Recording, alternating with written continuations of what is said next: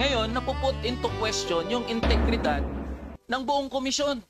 Kasi yung isang commissioner nyo, may asawa na kontraktor. Personal na position ko po, there's a potential conflict of interest. Mga boss, naloko na. Mismong Commission on Audit na ang umamin na meron silang commissioner na konektado at sa katunayan, asawa niya nga, kontraktor. At itong mismong kontraktor na to, nakapag-secure ng 200 million pesos worth na flood control project sa DPWH.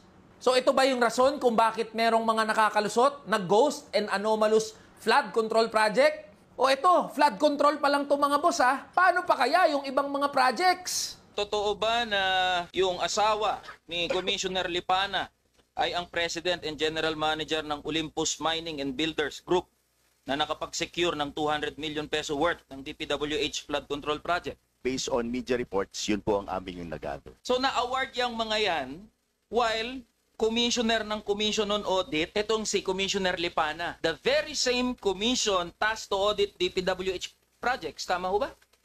Yes, I think so, Your Honor. Tama po ba na may paglabag yan sa batas natin, RA 6713, Code of Conduct and Ethical Standards, na pinoprohibit ang mga opisyal natin na magkaroon ng financial or material interest in transactions that fall under the office's jurisdiction? Personal na position ko po, there's a potential conflict of interest po. Meron na bang ginawa na internal investigation ang Commission on Audit patungkol dito kay Commissioner Lipana?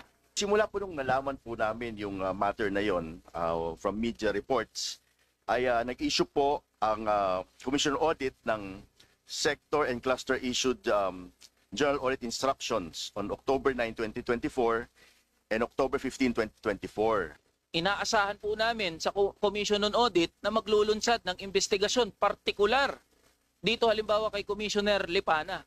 Ito yung binabanggit natin mga boss, na napakalalim ng problema ng korupsyon, na hindi lang to kaya ng isang kontraktor o isang opisyal ng gobyerno, merong sindikato na nagtutulungan at nagsasabwatan para magawa itong mga anomalous and ghost na mga proyekto.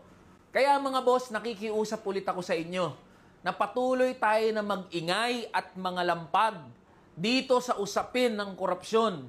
Kasi mga boss, pag tumahimik tayo at nawala yung galit natin, wala na namang mapapanagot at magpapatuloy yung pandarambong at kagaguhan na nangyayari sa ating bansa. Tara na, kamanggagawa!